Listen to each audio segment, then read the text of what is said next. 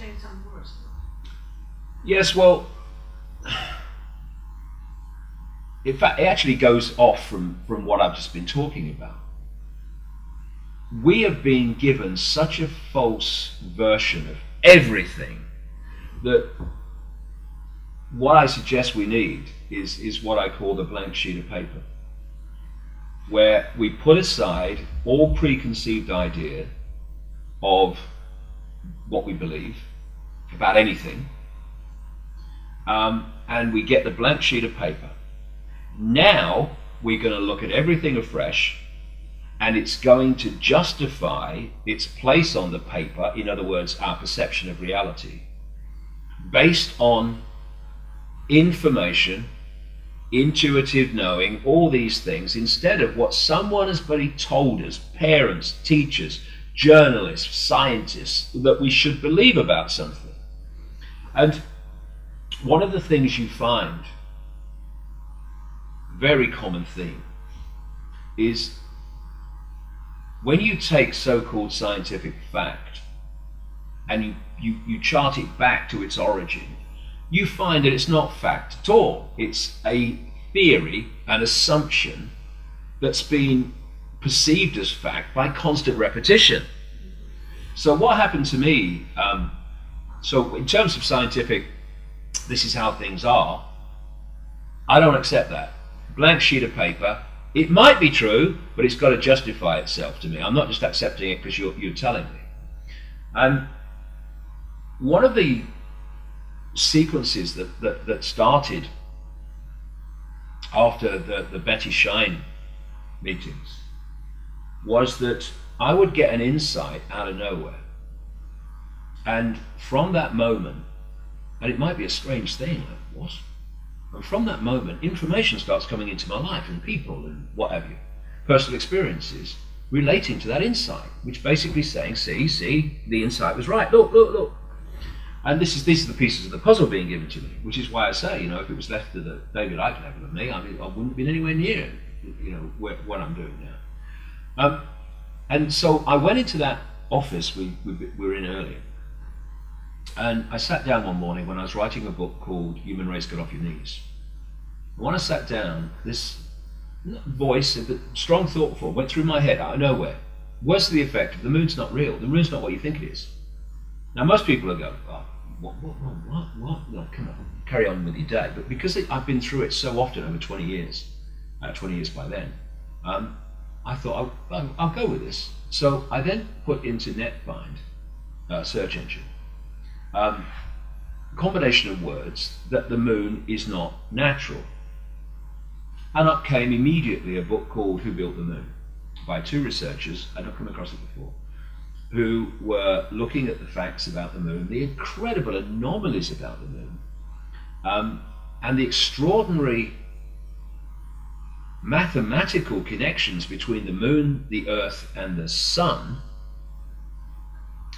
And their conclusion, with evidence, was that the moon had to be some kind of construct. And I'd thought about this in the past every now and again, but then it was just fleeting and you got on with your life. But now it was time to focus on this. And the bits and the puzzle pieces came in, and I put this thing together.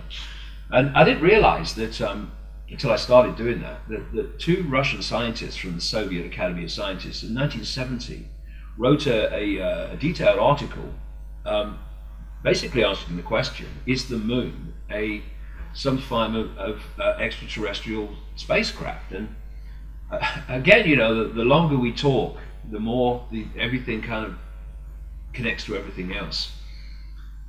I mentioned earlier that one of the greatest ways of suppressing human perception is to suppress the perception of the possible. And if we're going to understand what's happening to us, we have got to redefine our perception of what is technologically possible, and what is possible in terms of holographic projection, which can project things in ways that look absolutely solid and real, and you can interact with them in that way. Come to that. And because of the suppression of our sense of the possible, things like the moon not being a natural body is, like, to most, it's ridiculous, because they can't conceive that it's possible. But we, because of the suppression, have been living in the technological Stone Age. And thus, what's happening around us, which is technologically massively more advanced than we think is possible, is happening without people questioning it, because we couldn't perceive there's anything to question. It's got to be real. And I say this, imagine back in the Stone Age, when there's this guy sitting there and he's knocking rocks together, and another guy comes over to him in the Stone Age, points to the moon and says, you know, it's possible to build something that flies like a bird right up to that moon. And he's knocking rocks together. That's his perception of the possible. So the idea that that is possible, ludicrous. You know, you've been on the mammoth juice, right? But even though to Stone Age people that was impossible, clearly it is possible, but only when you know how. And thus when people look at the moon, and I think other bodies too, and they say that no one could have constructed that, or at least hollowed out some natural type body and if you like, reconstructed it, they can't think it's possible, but it is. And when you look at the moon and you look at the anomalies, it's quite clear that it's not a natural body. It's either a completely unnatural body, or it has been, as these Russian scientists postulated, it's somehow some kind of hollowed out planetoid. I mean, look at it. Look at the size of the Earth and look at the size of the moon. It's massive. It shouldn't be there. And the there are tribes that are still in existence that talk about the fact that their tribe goes back so far that it was before the moon was in the sky.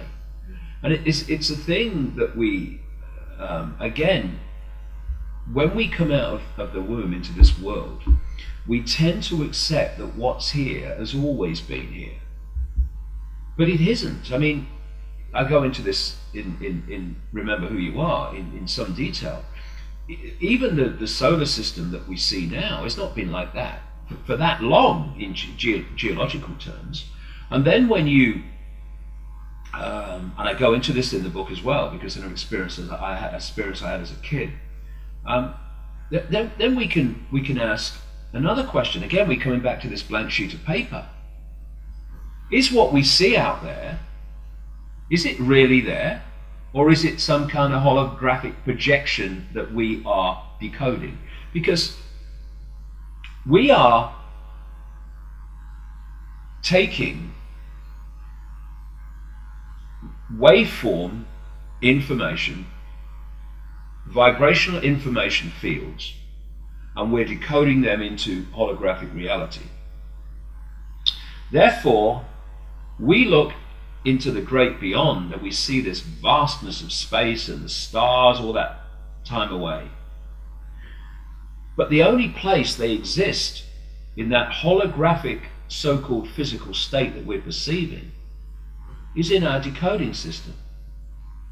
So there is actually the distances we perceive that everything is apart from everything else is merely that which we are decoding to be like that. So is it really there, or is it a projection? These are the things that we need to start asking and questioning on the blank sheet of paper, because all bets are off.